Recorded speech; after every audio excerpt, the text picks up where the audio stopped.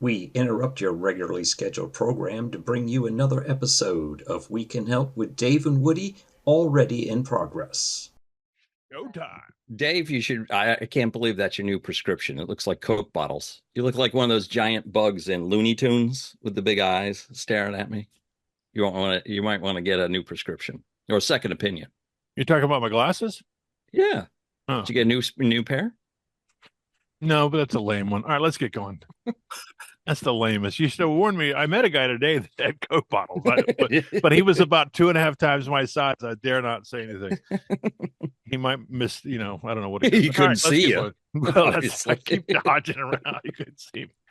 All right, let's get moving. All right, we have a special guest tonight, in keeping with our theme. By the way, this is We Can Help with Dave and Woody, and as most of you know in the listening audience, we do a lot of helping people. This is the Dave and Woody Summer Tour, one chapter at a time. And those of you that may be new to the show, we are Sigma Chi's. Should we challenge him, Woody?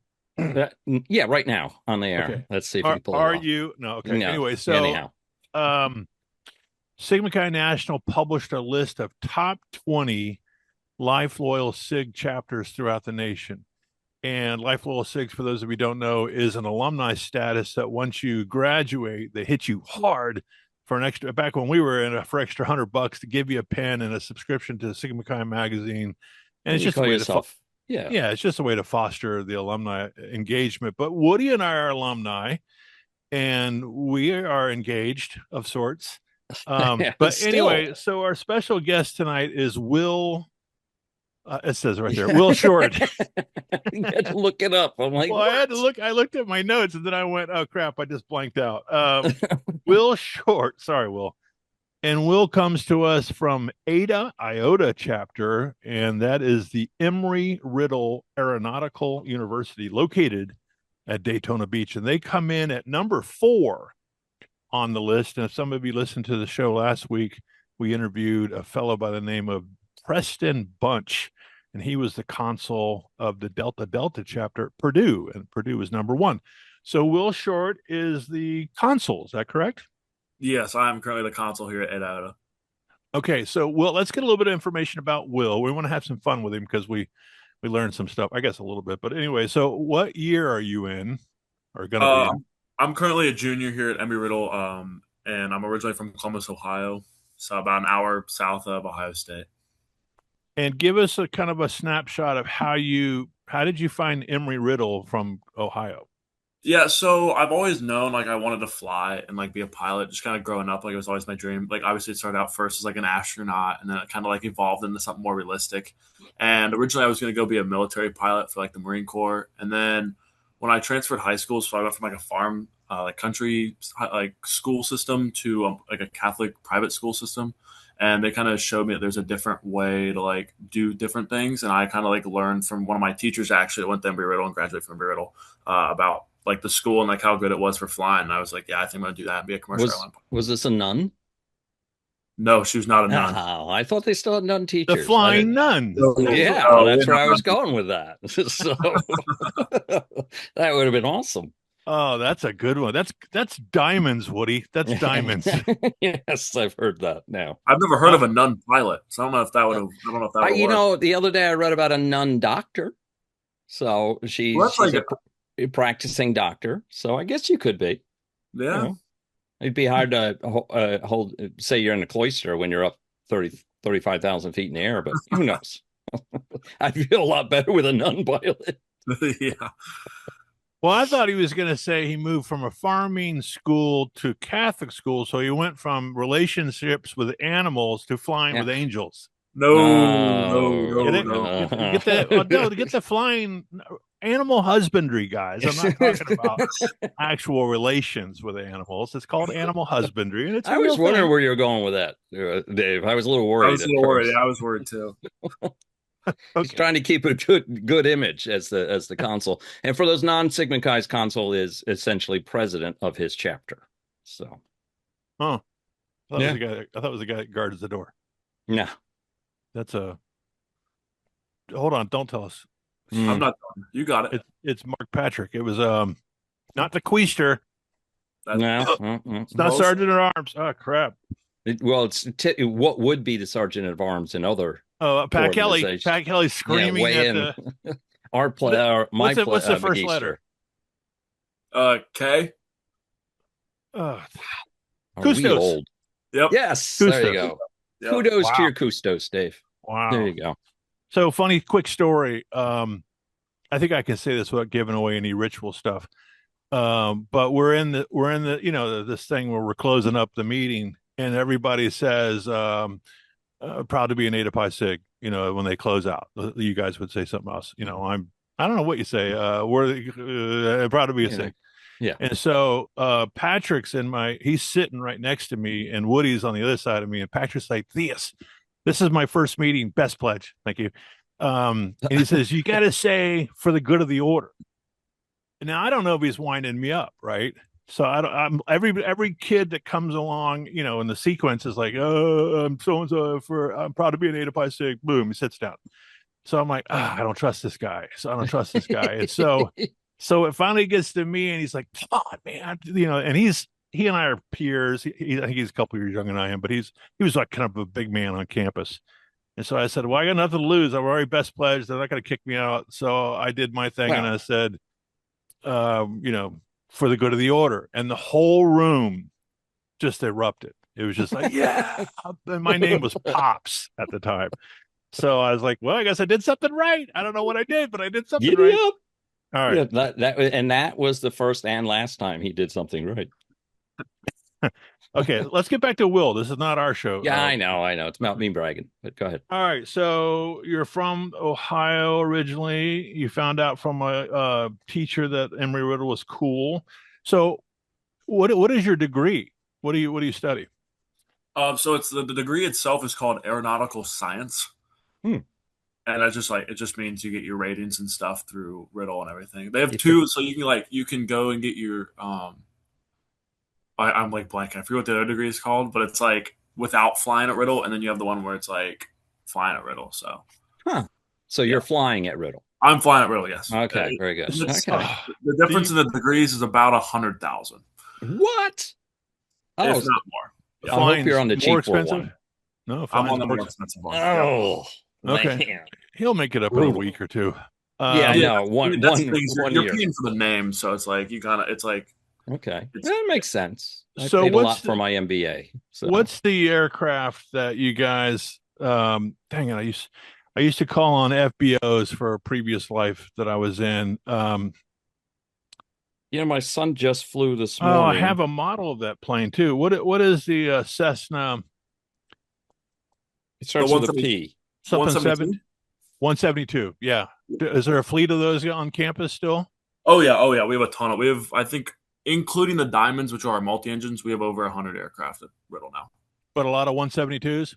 Yeah, most of them, I think, most of them are 172s. And then, we only have, I think, I don't know. I'm not on multi, so I don't really know, but I think we have about 15 multis. Wow. So. Do you know what a pipistrel is? Pipistrel? It's like a two-man plane. It's for training. So. Okay. Is that where one of them sits on the back of the other one?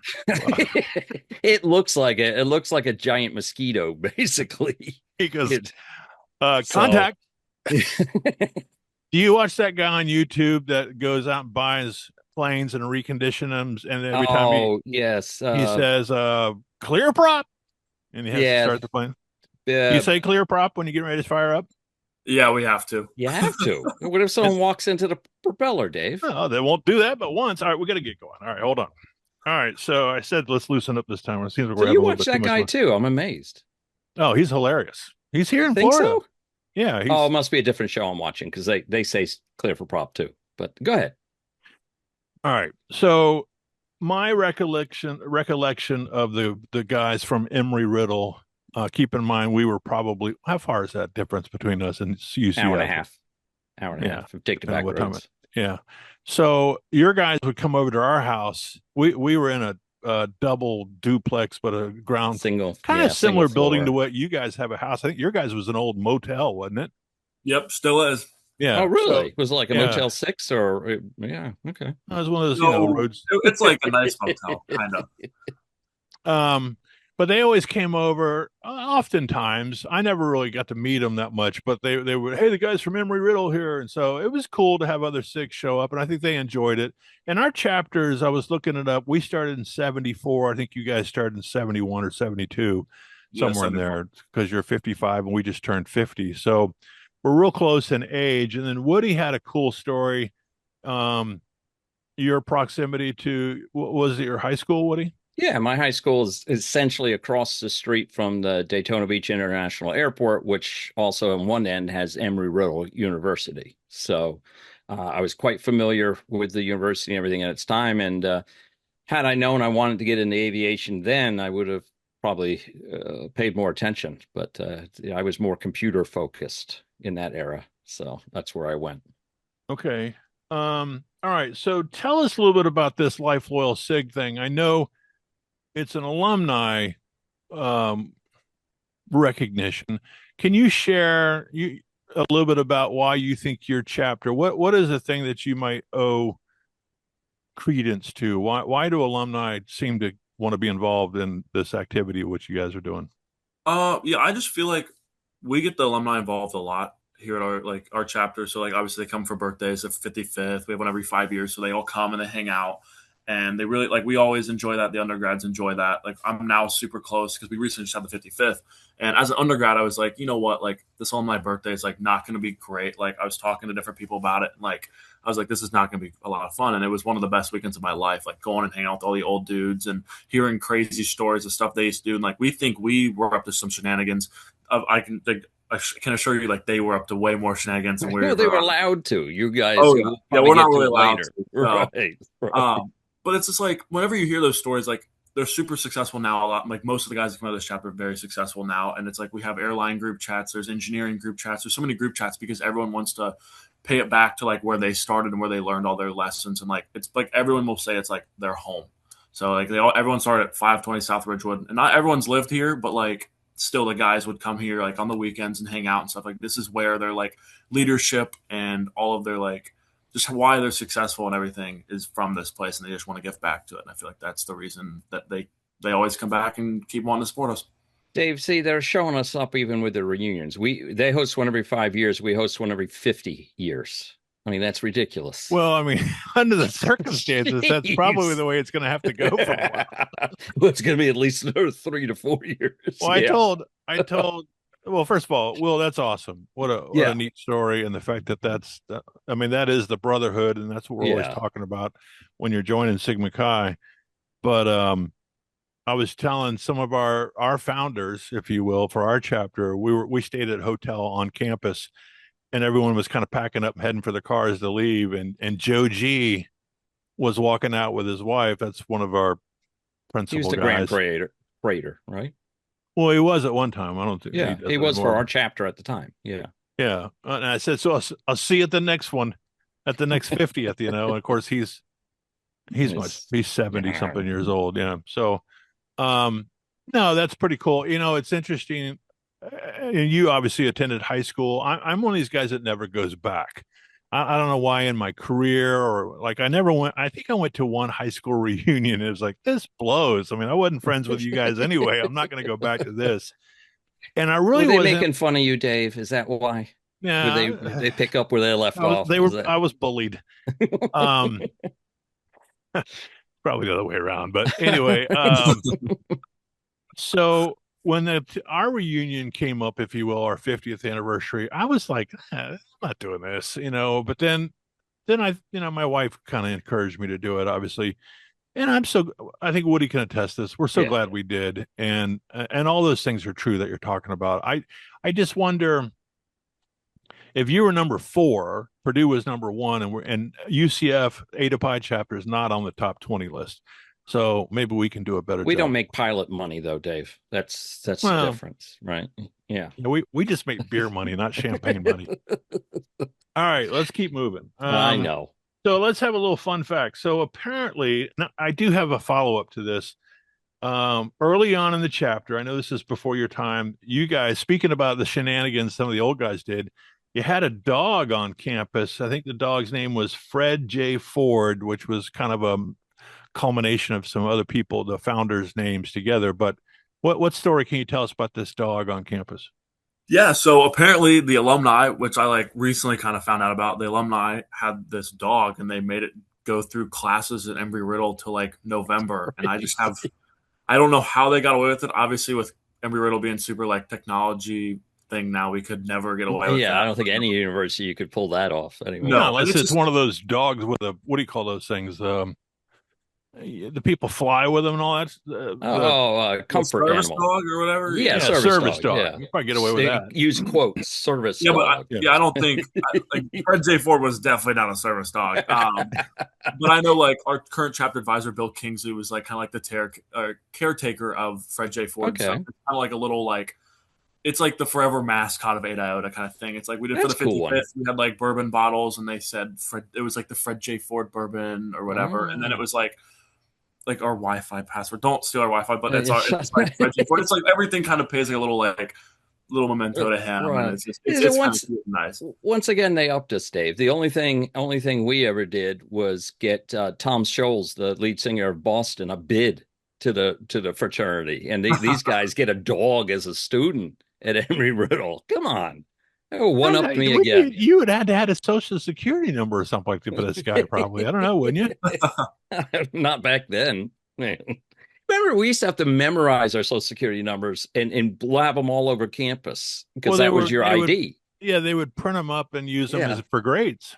Yeah, exactly. It's crazy how that's become such a secret item now. I don't even know my social. You don't? No, I have it in my phone. Oh, that's good. Dude, are you serious? I know my driver's license number, but the state Get of outta Florida, here. they just changed them. I just got my driver's license renewed, and I looked at it when I got home, and I said, "Oh shit, they got the wrong number on here." and she was like, "What are you talking about?" I said, "This isn't my driver's license number." She goes, "No, you got to look it up. They've changed them because there's been so many hacks." You remember how the number? Well, in Florida, mine was T200-161. No, T200 339. Yeah, why don't you just throw it out on the web there, Dave? Well, whatever. Yeah. It's not the same number, but the 63 was your date of birth. It was okay. So now that number for me is 61, which doesn't make any sense. But Yeah, anyway. it just made you 2 years older. That's all. Yeah, I So- don't like it. All right. So they had a dog. We had a pig. So that was No, pretty that's cool. right. I We don't think talked about could- it on a podcast, so you have to go back a few episodes and read up or listen up on Sig the Pig. That was quite the event. Yeah, and So- we were gonna not mount the pig, but we were gonna have its head mounted. And I think it cost us $65 that we couldn't raise the money for the taxidermy. But you guys understand that Fred is buried under the front porch of your Yep. house. Yep. Well, which yeah, is- it's like right in front of the house. It's like a little stone that says Fred J. Ford Like on it. a gravestone or something. Yeah. Yeah, but it's like into like the path. Oh, I got you. Yeah. That's pretty cool. You know, during when you're bringing pledges on, you should put like an internal candle out there, and you tell them if the candle ever blows out, who's ever in charge, you're no longer a pledge. I wish we could do that, but I honestly think we'd probably get in trouble for hazing. Yes, you would absolutely. With So- the laws and everything nowadays. Well, we Woody wouldn't even done. We might have done it as a, like a 3-hour joke or something in our heyday. But no, I was very proud of our chapter. As shenanigans as we were, there was no hazing at whatsoever. Yeah, and that's the exact same thing here. I Right. really liked it about our chapter too. Right. Yeah, that was So- the Moopais that did that. Yeah. Yes, the Mupai chapter. Well, inside joke. Yeah. Okay. So again, you guys, let's talk since we're being a little silly and all the silliness that brothers get into. You mentioned something in our pre-show that obviously keeps you out of trouble, keeps you in line. But what is it about under the Sigma Chi standards of being a good young man? But also, what are some of the things that govern you guys at Embry Riddle that keeps you out of trouble? Personally, I think the easiest thing here, at least for like my job, my pro consul's job with like discipline and stuff, what makes our lives easy is everyone has things that are beyond Sigma Chi that they just cannot get in trouble for. So like we all want to be pilots, if you're drinking and driving, if you're getting a minor in possession, if you're being stupid at the bar, whatever it is, like if that comes up on your record, you're not going to be able to fly in the future. So that makes my job super easy. Like, people don't want to get in trouble. They don't want to have this stuff on the record. They definitely don't want to get in trouble with the university. And it makes all of our lives easier with like social media, with who they speak and everything too, and like how they say stuff, how they carry themselves. Everyone usually carries themselves very nice. We have a uniform, not a uniform, but we have like not strict guidelines, but like we have to like wear certain stuff for flying and stuff. So it's like, it's like everyone kind of holds themselves to a higher level, and it's really nice because a lot of guys are also involved with different clubs and organizations outside of Sigma Chi, to where it's like, yes, I am a Sigma Chi, but I'm also this, and this, and that really helps us with like discipline and stuff because people don't want to mess that up in the future. Yeah, I was thinking about that because I always wondered how any student at Tulane University, which is right there in New Orleans, graduates, right? But a lot of doctors come out of Tulane. So I've always wondered that. And you being in Daytona Beach is notoriously, as I said, I lived there, and it was 6 weeks of spring break every year. And but now explains a little bit. How do you avoid all that? Well, it has a major impact on your future, is why. And the Sigma Chi values play into that as well, I'm sure. So. Right, and also it's not the Daytona Beach it used to be. Yes, MTV's not coming here anymore, so it's a little bit rougher of an area, and so we keep out of trouble. Okay, all right, well, that's fair. Well, that's not a bad practice. No. And so I guess you really don't. My question I asked the fellow from Purdue was, do you have that kind of speak to your pledges and your brothers? It sounds like it's inherent because they're already coming to Embry-Riddle with a charge of their own, and they understand the rules, and they understand that your actions have consequences, and you've said it. I don't need to repeat it. So well done. Well, and then also it's like we don't have to talk to I don't have to talk to many of the brothers and stuff because like it's frowned upon. We're in a small FSL community and like a small IFC and everything like that. It's a very small community, so it's Riddle, and it's like everyone knows everything, and you immediately. It's not like just your rep; it will stain the entire chapter in Sigma Chi. Like if you do something wrong here, because everyone's going to hear about it, so that helps a lot too. Okay. And of course, I saw somewhere in my research that you guys, keeping with your level of excellence, you've won several back-to-back Peterson Significant Gold Awards. Let's see what else here. And you've got a fellow on campus who just was recognized as a finalist for the Balfour Award, and that's Sterling Stein. Can you tell us a little bit about Sterling? Yeah, so Sterling was my magister. He held pro-consul, he held consul, and then he also held scholarship chair. So he's held a lot of positions and done a lot for the chapter, and now he's in the Army. So he did a lot for us. He was my magister for my pledge class, and that's like what he won the award for, was for how good of a job he did. And I feel like we have a really successful pledge class, and he was just a guy that like I've always said, like, if I can be half the man Sterling was and like his leadership, like I'm going to be super successful in this life, because he would just like he would walk in a room and he would just demand like the leadership presence, not even saying a word. And he did a really good job as like magister, like helping us come into the chapter and like allowing us to go and talk to him and use him as a resource, and like just really was always there for us. And like you could always trust that like Sterling was going to help you get through whatever you needed to, especially during pledging. So I feel like he's a really great guy for this chapter. I call him now for like advice and stuff if I need it. And he always picks up the phone and always gives me what I need to know. So yeah, I'd call Dave, but he would hang up on me. So that's where I was going to say, if I was half the man of Woody, I'd be 3 foot tall. So there's 3 finalists for this award, and since you're first on, your chapter's first on, we're going to put our entire audience's backing behind Sterling Stein in his bid to be, to win the award. So I appreciate it. Thank you. Excluding us in the room, that's 2 votes. A couple handful, yeah. We like How do you vote on that? We like to talk about our audience because they're not listening. Yes, exactly. Yeah, I mean, you guys are really you included, Will, you guys are really producing some real leaders, making Ada Pie Brothers look like a bunch of booger eaters. I don't know. Yeah. So Dave, are you done with your Sigma Chi questions? Because I got some pilot questions to throw at this young gentleman before we leave, and I just want to know if I'm on a flight in the future, because I assume you want to be on with an airline of some sort. Yes, yeah, that's the goal. And you want to fly wide body, whatever pays the most. Oh, right? Yeah. Okay. So if I'm on a flight and I hear Will Short in the captain or second seat, if I request free drink passes, are you gonna Oh, help me out of with that? course. Oh, Of course. speaking of which, it floats up. That used to be the one on Delta. That used to be the one on Delta. But I mean, this should go without saying. But before I indulge in the free coupons, would you also let me up in the captain's chair and fly the plane for a little bit? Jiggle the passengers around in the back.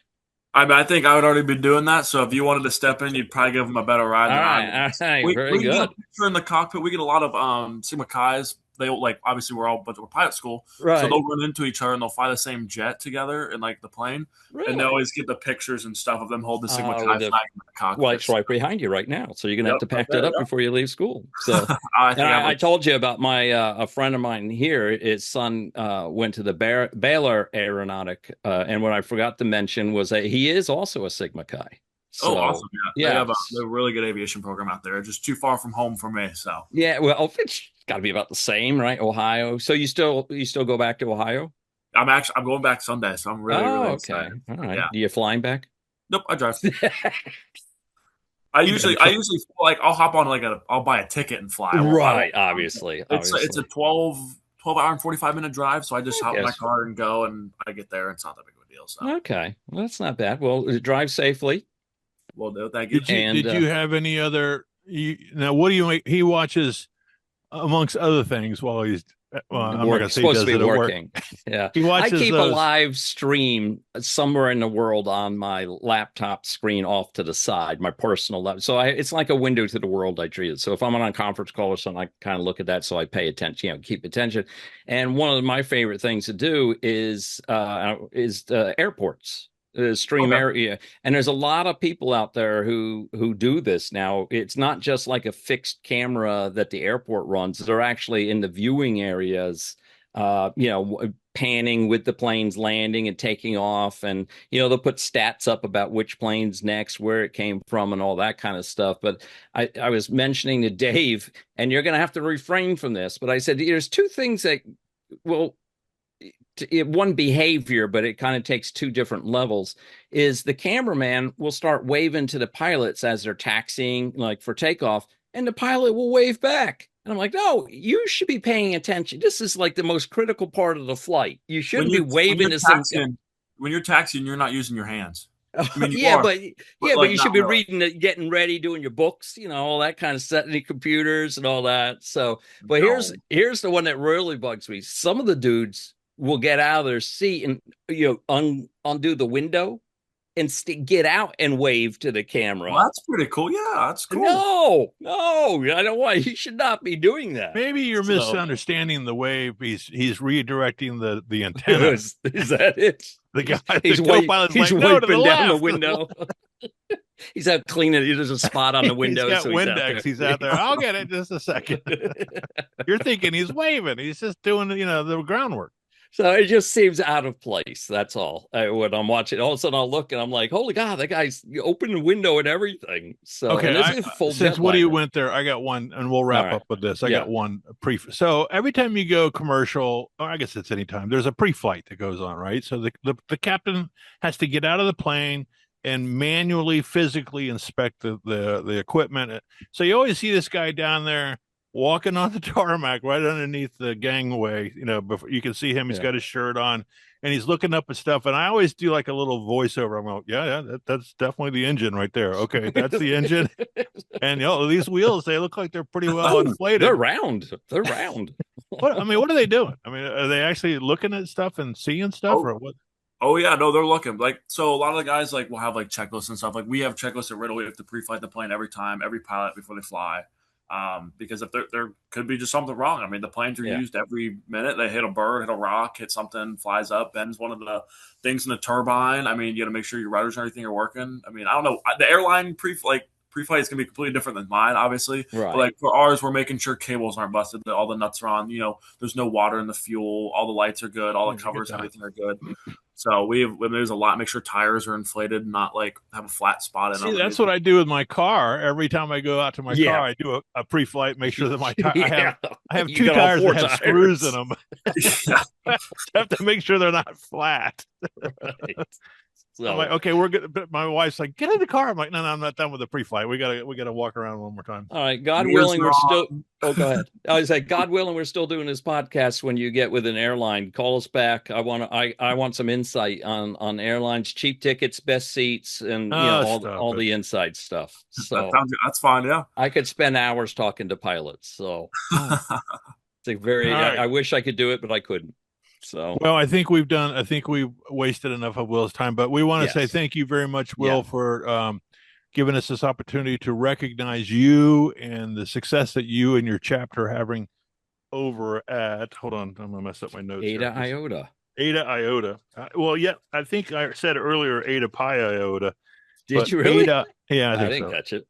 Ada You gotta remember, Iota. we're older. We're about 3 years older than you Yeah. guys. You're about 2 letters up. And remember, we have the pool. Come on now, we have the pool. That's right, with the cross in the bottom. We had No cross anymore. Just the pool. Oh, we had jeez. kiddie pools. Those were pretty fun. We did that. We had a kiddie pool party. That's right. Yeah, you haven't lived to hit 20 kiddie pools in a parking lot. All right. So again, Ada Iota chapter at Embry-Riddle Aeronautical University, number 4 on the Daytona Beach Life Loyal SIG list. And we're expecting great things. I know it's going to happen for you. We appreciate you again, and guard well the honor of the cross. Yes, I appreciate you having me on. All All right, brother. Look forward to Well, talking to you later. We'll let you drop off and then enjoy your trip back to Ohio, and we'll follow along on your great successes. Peace out. Sounds good. And Hope, bye. All right. See you guys. See you, sir. Don't leave, Woody. All right. I thought we were leaving. And No, my power lasted the whole show. Well, nobody knows about that. So Well, I'm but looking at they- the clock here, and I'm like, oh, crap. I hope you wrote it down what time we started. Yeah, I think we started at 5 of or so. Yeah, it was So because I looked up and it was 7 o'clock, and I was like, uh-oh. Yeah, I did the same thing at 7. I'm like, and I was gonna tool around. So a little behind the curtain stuff, people. My power's gone out the last 2 nights. I don't want to jinx myself, but I thought I had enough battery backup left to complete a show last night, and it failed on me. So I told Dave, I feel like I'm living in Cuba and the power goes out every night because we're not getting enough oil into the neighborhood or something. I don't know what's going on, but God willing, it's lasted tonight so far. But I had prepared myself with battery backup and everything. We're not used to having a guest on. So, you try to step your game up a little bit, especially the first 2 guests so far have been stellar individuals. Yeah. And have a lot going for them, and so you feel bad when you come up a little short on some things. So I'm glad it worked out tonight. But, I don't care about you, so impressing you. I at appreciate all, that. but yeah, no problem. So Well, here at Sigma Chi, we believe in the excellence of it all. I see what you did there. Even though it's an SX, but it looks like an EX. Oh yeah. Yeah. All right.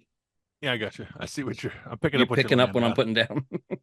All right. So you had your responsibility was to come up with some laughable stuff that after we interview. Yeah, but I didn't know I was going to have to carry us for 25 more minutes or 20 more minutes. We'll stretch. Don't worry about Okay, that. So all you right. can ask me, what am I drinking? Because that's a great segment. Well, why don't I let you take a break? And then I'll ask you what you're drinking. Okay. That will give everybody a chance to guess what you're drinking. I don't want to just give them the answer. So it's brown. Mm-hmm. It smells like a bourbon. Smells like a cool winter wheat. Red winter wheat. That's right. Anyhow, so I thought, the 250th anniversary of the United States of America is coming up. Don't say. And next week. For true? Yeah. 200. I remember the 200th. You remember celebrating 76? 1776. I was in 1976. Oh yeah. I was in St. Louis, Missouri, crossing the Mississippi. You're crossing it. Yeah, we had a camper, and my parents, I'm like 76. I would have been carry the three. I would have been 13. Yeah, 10 or 13. 13. I was like 10, I think. Yeah. So we're in the camper, and we're going across this giant bridge across the Mississippi River, and it's like dusk. Well, it's July 4th. Oh. So where do you think they launch fireworks? From the arch. Yeah. So we're just next to the bridge. Yeah. And so my mother's like, Leonard, what the hell's going on out there? And we're all like, it's July 4th, you numbskulls. What the hell do you think's going on? So we were taking shrapnel off the bridge. That's hilarious. So did you hear it hitting the top of your camper? There was all kinds of stuff. Leonard, I just said, punch it. Get out of here. Our Boston buddy lived in a trailer park in college, to save money or whatever. And so one July 4th, we're there. And we're like, oh, it'll be cool. We'll just light a bunch of fireworks off, blah, blah, blah. So we start lighting them off, and they would go off in the sky, and then like 30 seconds later, you hear just a rain of stuff on top of all again, and everybody's coming outside. He's like, oh, we got to knock it off. We're like, hell no. We're lighting more off. Ticky-tacky in the roof. It was hilarious. I'm sure we pissed off a few people. Yeah, I'm sure the people were not happy with him. So I was just visiting. So what did I care? Hey, so anyhow, 250th coming up. And I thought I'd share some. Well, this has nothing to do with the anniversary, but it has something to do with the United States postal system, which is the government, which is tied in with the, didn't the postal system was an invention of the electricity guy. He invented eyeglasses. Benjamin Franklin for 200. Yes, libraries too, right? Yeah, the library and the fire department. I wasn't aware of that one. So anyhow, I just found this interesting little tidbit about the USPS that I thought I'd share. Did you know, or maybe I should ask it. No, I'm not going to ask you this trivia. Did you know you can ship a coconut or a potato without a box? You just stick a postage on it? Simply write the destination and return addresses on your piece of produce and have it weighed for the appropriate postage. USPS will ship it as is. And I remember as a kid, my grandparents went to Hawaii. This is the 70s, maybe around 76 for all I know. And they shipped us a coconut until I read this article, I always thought, well, it probably came in a box. My parents just took it out. But I remember seeing our address. Yeah. In the husk. Not the nut. No. But the husk. Okay. Well, that's kind of like its own packaging. Yeah. I don't know how you stick stamps on it or anything, but it made it. Yeah. It made it to I shipped from Hawaii to Pennsylvania at the time. And like I said, I always just assumed it came in a box or something. It just had our address written on it. But no. So let's have a soupy sales moment. Let's encourage all of our listeners to go down and get coconuts or a potato. Or a potato. The potato, I don't think it would pass today, especially the machines that they use to clear things. It'd be like, what's that? Well, we might talk about that a little bit. But all right, go ahead. I will say they do discourage trying to ship your kids. You can do a coconut, you can do a potato, but don't ship your kids. Which tells me it used to be okay. Well, in the early days of the parcel post service, a few parents managed to mail their children to relatives. Does the train cost too much? Yes. In 1913, an 8-month-old baby in Ohio was mailed by his parents to his grandmother, who lived a few miles away. Oh my God. I know. The baby was safely delivered, and then regulations were quickly established to prevent any additional mailing of children through U.S. mail. So you get those warnings like you see, remember those things that people always were buying for their windshield, the sun visors for your windshield? Yeah. And you get in it on big print, it says, please remove before driving. So someone had to come up with regulation and policy. Do not ship your infants via post office. I always say first thing you should always do when you get to your a new company is read the expense manual about what's permissible on business trips, because everything that someone did before is listed in there. I just remember one doing no personal masseuses. It was Yeah. Well, remember that? Who was the president at UCF that got fired for that? Remember that? Oh, yeah, it was right after us too, I believe. No. I think he signed my diploma. Oh, yeah, that's what I meant. He was after, like it was right after we left, the scandal happened. So, No, hold on. all right. She's not Alexa, gonna know. was there a UCF president that was involved in a massage scandal? She's gonna have to think on that one for a bit. Alexa, was there a University of Central Florida president involved in a masseuse scandal? Riveting. There's no information about a University of Central Florida president involved in a masseuse scandal. However, former President John Hitt faced a financial scandal involving misuse of funds during his tenure. Are you sure it was a masseuse scandal? I found a different story about financial misconduct. Alexa, I was there. It was a masseuse. Yeah, there was some president that had like back pain, and he said he needed some massage. That's probably what she's talking to. I don't think so. Anyhow, any of our listeners know who it is? Weigh in. Yeah. Send us an email. Let us know. There is you can, though, children are not allowed anymore. But one other item you can mail is individual bricks. Okay, I don't believe this children thing. Hold on a second. Alexa, at any time in our history of the United States Post Office, could you mail your child? Yep, it's actually true.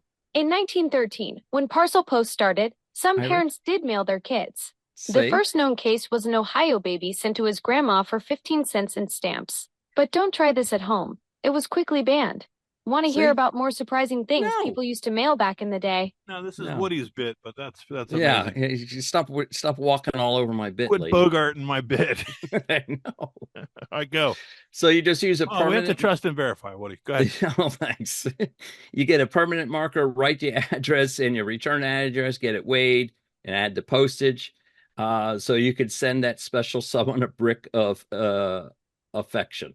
So. Okay, listeners, task number 2. If you can't come up with I was gonna say watermelon. If you can't come up with a coconut, let's get yourself a brick. Is it a C block or a brick specific? It depends on how many stamps you want to put on it. What about a road paver? One of those road pavers. Well, there is a weight limit. There is a weight limit. Can you see the postman like, son of a bitch? I always think that with the FedEx guys who got to do that ground delivery, that comes out as like 75 pounds. All right, keep going. This is good stuff. Well, to wrap it up, it says the USPS Remote Encoding Center in Salt Lake City examined 841 million images of poorly written addresses in fiscal 2025. I always wondered about that. I always wondered about that. And today you'll see a guy come in, he's old school, and he's got a cardboard box, and he spent about an hour with brown wrapping paper. You ever seen those guys? And he wraps it with brown wrapping paper. Yes, and twine. Then twine, put string around it, and the guy at the counter goes, "No, we're not doing that." And you watch this guy just go from total demoralized. It's been all night doing this. What do you mean? No. So when zip codes first came out, I'm guessing that, I don't know when it was official, like this early 70s, I believe. My father was a reporter for the Courier News in New Jersey, and him and a coworker thought, okay, with zip codes now, we don't need to write the state and the city and state anymore. You just need the zip code. Right. So they tried it. They mailed a letter without the city and state and just a zip code on it. And I don't think it made it out of the mailroom. The favorite guy's like, oh yeah, you gotta have that. Yeah. Now if it had a baby attached to it, you could have done it. But... as long as you put the city and state on it, along with the zip code. Ask Alexa when zip code started. What's that? Oh, okay. Ask her when they started. Alexa, when did zip codes originate in the U.S.? Zip codes were introduced in the United States on July 1st, 1963. I don't know what he was talking. Maybe it's 5 digits or something. I don't know. So, were they always 5 digits, Alexa? Were zip codes always 5 digits initially? Oh, for God's sakes. Alexa, stay awake. Were zip codes initially always five digits? Yes, zip codes were initially 5 digits when introduced in 1963. Want to learn about how those first zip codes were assigned and what the numbers actually mean? No, but I thought they were. They did extension though, 4-digit extension. Well, yeah, but I mean that's as old as I am. That's when I started, 1963. Well, that's because your dad tried to mail you. They said no. Well, that won't fit in the box there. That's so bizarre. Can you imagine? Can you imagine the guy at the counter going? You know how they ask you those questions? Is there any liquids, perfumes, batteries? No. Right. Is there any flammable? Things that can harm me? No. Any drugs, paraphernalia, weapons? No. Any soiled diapers or a crying baby that hasn't been fed yet? Yes. Oh gosh. Anyway, I don't know. That's crazy. Speaking of which, I think someone's delivering something now. So it is. So I thought that was an interesting little tidbit. So speaking of which, are we going to do a show next week? The 4th is on Friday.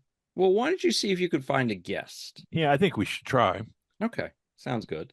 From what Will said, it sounds like that's a weekend that people are going to start bailing on their activities. But we can find somebody, I bet. All right, some loser out there doing nothing. Loser. That's terrible. I know. We're doing nothing. So my meeting was today, and the response is, I know what I'm not doing. Oh, okay. I didn't really know what you were speaking to last night, but considering my battery was at the very end of its life, I didn't want to delve into it further. But we could talk after. Yeah. After, but if that's you want. Okay. So. Yeah, we'll talk about it later. Good. Well, we can wrap this up a little early. Yeah, I think. Well, I think. What are you drinking tonight? Oh, good call. This is Maker's Mark. Once again, Maker's Mark. This is 90 proof. Handmade since 1953, so it's 10 years older than I am. What's that mean? Handmade. You think some guy's stirring the mash bill by hand? Probably. Or threshing the wheat by hand, or no. That by hand thing is Alexa, when a whiskey distillery puts on the logo handmade, what is that interpreted as? You think she's going to? That's an interesting question about whiskey labels. Yeah. Handmade on a whiskey label doesn't actually mean it was made entirely by hand. It's more about the distillery's involvement in the process, even if machines do most of the work. Now, I do know for makers, they do hand dip the bottles in the wax. So I'm doing an article for a newsletter I do now, the Cool Man Loot. Yeah. And it's the 15 presidents and their drink of choice. Oh, and Reagan, turns out, Ronald Reagan was a big Maker's Mark guy. Well, he didn't know. He didn't know what? Remember, he was a little dementia at the end. Well, in the end, yeah, he wasn't sure. But when did they interview him? Apparently, he drank a lot of wine too because he was from California. The guy from Maker's Mark is sitting next to him. They're like, "So, what's your favorite drink?" And he goes, "He likes Maker's Mark." Hey, they'll pick on the man, Ronnie? Right, Ronnie? The Gipper. Yeah. Don't pick on the Gipper, the big Gipper. Yeah. Anyway, so Maker's Mark, and then George Bush. Yeah, have another one. Okay. George Bush W. He drank. Is that Beam. The younger one? We were talking about this. Okay. He drank Beam, and he was an alcoholic in the end, so he had to quit drinking. But that explains it. He drank Beam. That's like we drank in college. That's no good. You didn't mean he was alcoholic during his presidency. You meant early in his life. No, early on. He talks about how his favorite bourbon was Beam, but he had at some point stopped drinking. Right. Okay. I thought you were into Quitter. I'm like, I don't remember that story. Dave just dropped the bombshell on the Dave and Woody show. Yeah. Stop. All right. You ready? Yeah. get some So next closing week stuff? we're going to try and find another Sigma Chi chapter. We'll keep this thing moving. Yeah. And special thanks for, of course, to Bill Will Short. again for being a good sport and letting us Yeah. hit this one more time. Yeah. All right, my friend Woody. Always Yeah. a pleasure hanging out with you. And in the meantime, I think I'm gonna find the button again. Before you do that, subscribe. Yeah, subscribe. Damn it. Come on. Push the button. You don't even have to just watch this episode and just subscribe. Put us at I the know. end. I see how many views we have, and it's far more than the subscriber count. So let's get let's moving. get on with it. It's just one little button. I don't know. Jeez. Nothing. We'll do it, or else we're gonna start selling coconuts and bricks to your house. We're gonna mail you bricks if you don't start subscribing. All right. Peace out. See ya.